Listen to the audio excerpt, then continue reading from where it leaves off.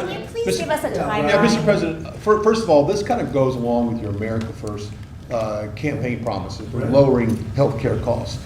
On a day that it seems like we're going into a government shutdown led by Democrats on the premise of providing health benefits to illegals, this seems to, your move here is a stark contrast to that. Could the same principles that you did today apply to health insurance, to maybe lower the cost of health insurance? Many Americans are kind of struggling with that. And we're working on just that, little different group, but we're working on just that. It could, I don't know to this extent. You know, we have a pill, one pill in particular we're going to show you next week. It sells for $10 in other countries and $137 in the U.S. And that's coming down now to probably $15 or $18. They'll go up to 18. I think that's pretty much right, Albert. It's not you, but they'll go up to 18 and we'll come down from 135 or whatever down to 18. I mean, that's a massive number. Remember, I was the one that held a news conference because I lowered drug prices by 1/4%. I think it was 1/8 of 1%, but it was the only one in 28 years that brought drug prices down for the year. But it was a very small number. Now we're talking about, you're going to see one over 1,000%.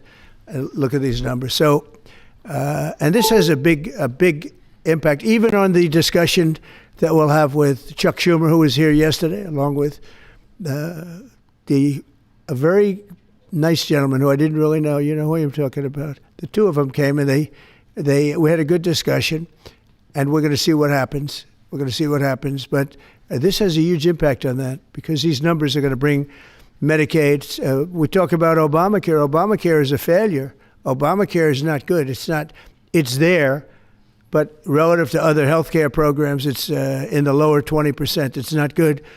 And I asked the Democrat representatives, what do you think about coming up with a better healthcare? This actually allows you to do that because the cost of prescription medicine is a very big, more than 50% the cost of what we're talking about. So we might be able to do something like that. This is one of the biggest news conferences from a medical standpoint that I think has ever been had by any administration. Yeah, please. Thank you. I'm curious, where are the other companies other than Pfizer? Are you expecting them to come later? They're all with us. And I was honored to have Albert be the first. He's done a fantastic job with, as you know, with the COVID. He did a fantastic job with a lot of things. He's a leader, and Pfizer is right at the top. You know, it's there. Eli Lilly has been fantastic also, my friend. And they're all coming in over the next week. We're making deals with all of them. And I said, if we don't make a deal, then we're going to tariff them an extra 5, 6, 7, 8%, whatever the difference is, and we'll take it that way. So we took away the advantage by the fact that we have tariffs. We took away the advantage that they would have of just saying no, and we couldn't do anything about it. If they do that, what we do is we'd put a tariff on them of an equivalent amount, and we take it that way. And nobody wants to play that game. So they're going to be, they're all going to be good. We didn't have to mention that to Albert. Well, maybe I whispered it to him very slightly, you know. We had to give ourselves a little bit of an advantage. But the tariffs played a big role because they know that's what's going to happen. President Trump. You mentioned the tariff, the exemption of the 232s, but can you share a timeline for when we can expect the results of that 232 investigation? Let Howard answer that question, please. Sure. So while we're negotiating with these companies, we're going to let them play out and finish these negotiations because they are the most important thing to the American people. So we are standing by, helping and working with them, but the driver of the 232 outcomes is our HHS team because, I mean, look what they've accomplished today. So we are on their side helping them, but that is the model that's going to drive. And you have to understand, Albert's spending $70 billion that he wouldn't be spending because of the tariffs, let's say, and other reasons. I think he liked the winner of November 5th, in all fairness, but because of the tariffs. And that wouldn't happen. He's not going to pay any tariffs because when he moves here, there are no tariffs. So he won't be paying tariffs. That's the beauty of it. If you move here, there are no tariffs. And we have over $17 trillion, Albert. Do you believe these numbers? So Biden had less than $1 trillion for 4 years. We have over $17 trillion for essentially 8 months. Pretty amazing. President Trump. When will prices come down, Mr. President? When can Immediately. They're going to start coming down. Drug prices, well, they'll be starting immediately. Yeah. President, can you speak to what impact you think this reduction in drug prices will have on midterms coming up? I think it's going to have a huge. I said, if we can pull this off before midterms, I've wanted to do it from the beginning, from my first day in first term. And we were doing so well. We had the greatest economy we've ever had. Everything was good. And then we're ready to do this, which is complex and big. It's a big change. But what happened is COVID came, and we focused on COVID. We focused on COVID very hard, with Albert, with the other companies, with everybody. Regeneron was a great thing. You know, we did a lot of therapeutics that were fantastic. And so we focused on that. And I said, if I pull this off again, the first thing I'm going to do, and you know, we've been working on this for 8 months. It's a very big deal. This is a big shock to the system. But it's not as much as I said. They're going to go up. The world is going to go up a little bit. We're going to come down a lot. But now it's fair. We're going to be paying the same thing. Yeah, please. Trump, in your first term, when you cut the price of insulin, Biden later came in and tried to steal credit for that. Do you worry that the Democrats are going to try to steal credit for these historic cuts? I really appreciate your question, because I did. I cut the price of insulin down to $35. And the problem is with many of these things, and in this case it's going to be pretty quick, but oftentimes you'll do something medically because of the process, and it won't be seen for 2 or 3 years. That happened also with, I could say 4 different things, but just if you talk about insulin, so it was 200, 300, 500, and you couldn't get it, and I got it down to 35. And I said, I hope I win the next election, because otherwise whoever wins is going to take credit for it. Well, what happened is we did win the election. We did great.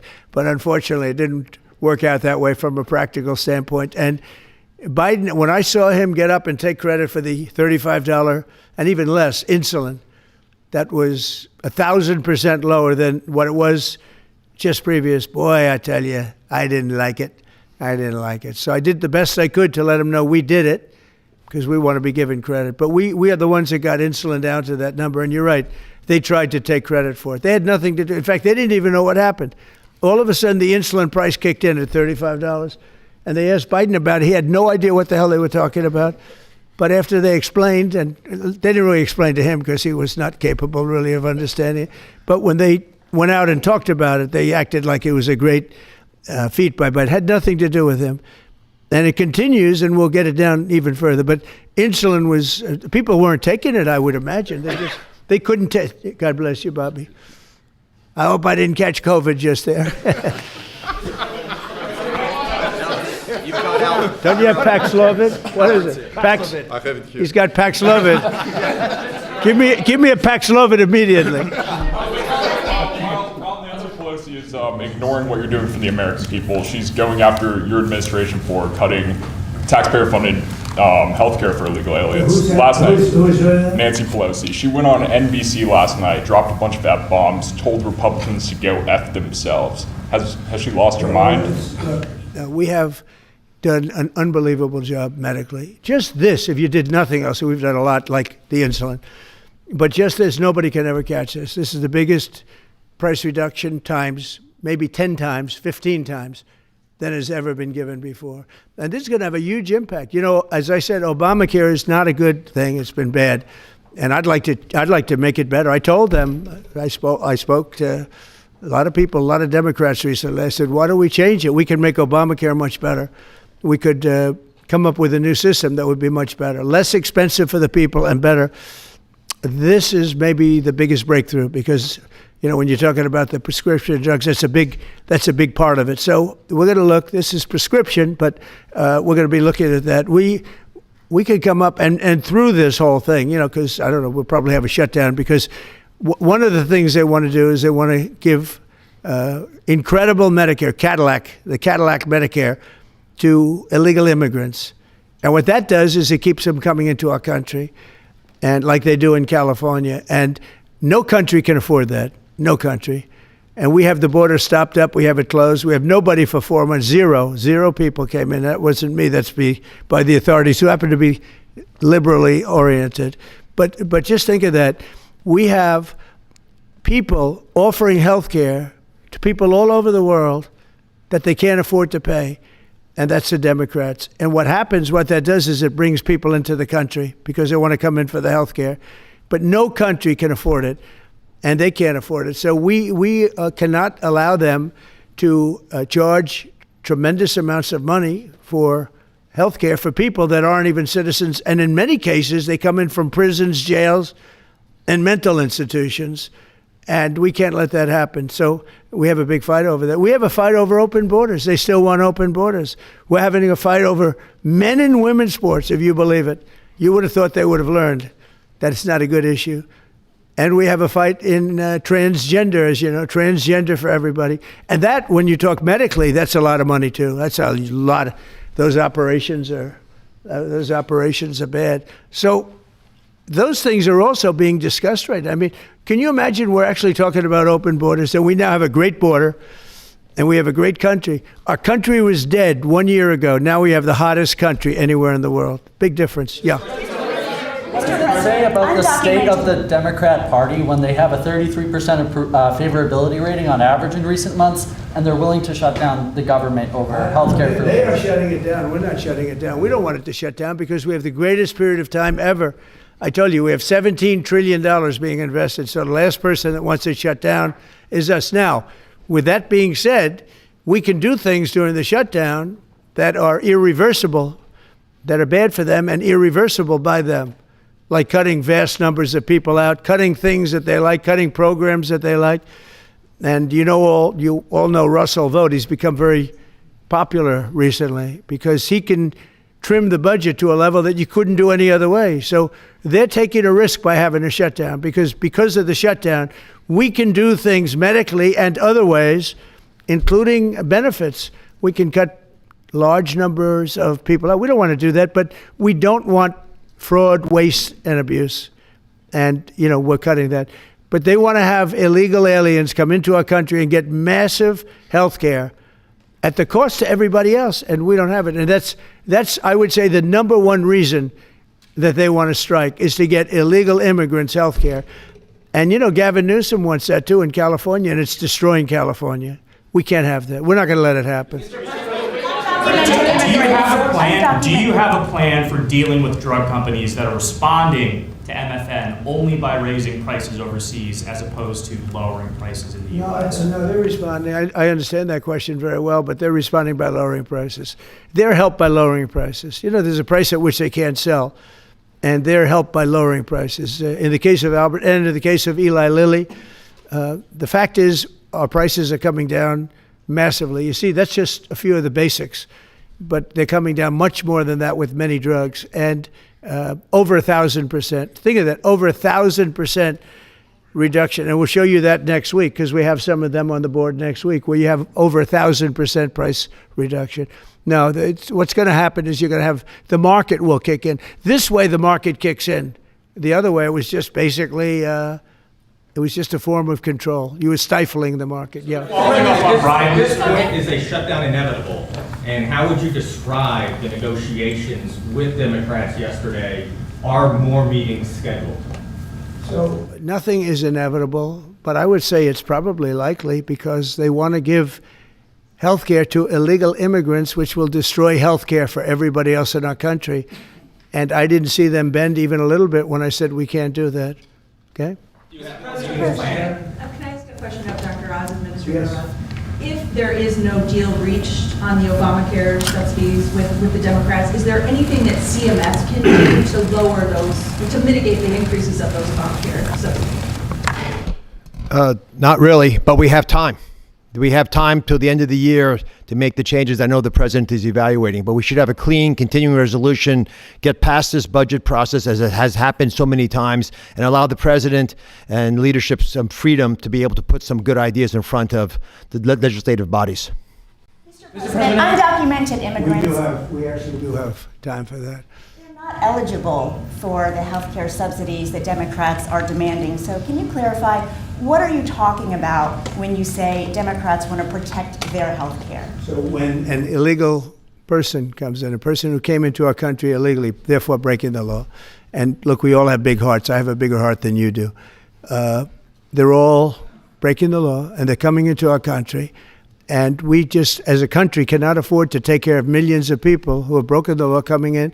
We want them to come into our country, but we want them to come in legally. Now we have a strong border, very strong border, thanks to Christie and Tom Homan and the whole group. They've done an amazing job at the border. I mean, we had a border that was reckless. We had a border that was a disaster. They were coming in by the millions. I say 25 million people. You're saying less, but I say 25 million people came in illegally. And no system can take care of the health care of all of those people that came in. Now, a lot of them have gone out. We have over 11,000 murderers. We got many of them out. Many of those people have been taken out of the country, brought back to where they came from. In some cases, put in prison because they're so dangerous. We don't want to take them out. We have to watch them. We don't want them coming back. But if you look at what's happened in Washington, D.C. right now, it is such a place. I just drove through it. And it's clean and nice and beautiful, and people are walking around and they're not afraid of being mugged. We haven't had murders. We haven't had anything happen in a long time. It took us 12 days to make it very good. It took us 20 days to make it beautiful. And now we're going to Memphis. But I think we should always keep a presence here, because if we don't keep a presence, it's going to come back never like it was, because we got rid of 1,700 career criminals. You know what that is? One career criminal can give you a lousy reputation for danger, because they commit many crimes a day in some cases. But Washington, D.C. is an unbelievable example of what can happen. And now we're going, as you know, to Memphis, which was very similar to Washington, very dangerous. And we're there, and we're working along very well with the governor, the mayor. A lot of these Democrat mayors, you know what they don't want to have us do well, because if we do well, it makes them look bad, and they shouldn't feel that way. If I were a Democrat and I was a governor or mayor, I'd be calling Trump. I'd say, get your troops over here, just help, because the mayor of Washington is getting a lot of credit for what we did, a lot of credit. But the beauty is, isn't it nice, seriously, you walk down the street, you're not going to be mugged, you're not going to be hit. We had a meeting about 3-4 months ago, and I was saying to the media, how many of you people have been threatened or mugged or accosted during your walk to the White House? And they said, we don't walk to the White House anymore. But the answer was, remember, Brian, almost everybody's, look at this guy. They even attacked this big, strong guy, right? Didn't you get attacked? Did you? But yeah, just take a look at the other guy, right? What happened to the other guy? I don't know. Those other guys are pretty tough. They're tough with a gun in their hand, right? And yeah, you were hit pretty hard. But almost everybody was. And now, nobody. Anybody been accosted in the last 3 weeks? If I would have said that 6 months ago, half the hands would have been raised out. No, we have a very safe city now.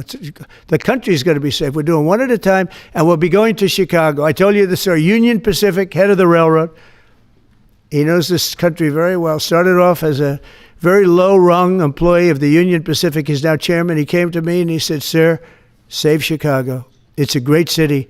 It's going down fast. They had 11 people killed over the last couple of weeks. 11 people killed, 48 shot. That's not a city. That's a war zone. There's no city in the world like that. And then we have to listen to this Pritzker get up. I know him well. They threw him out of his business, and the family threw him out of the business because he's a loser. But we have to listen to Pritzker get up. He should call me and say, get the troops in.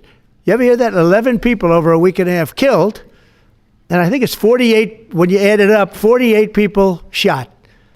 And then I have to listen to a governor say how nice it is. It's a wonderful experience. Now, what is a wonderful experience is D.C. People are eating in the restaurants.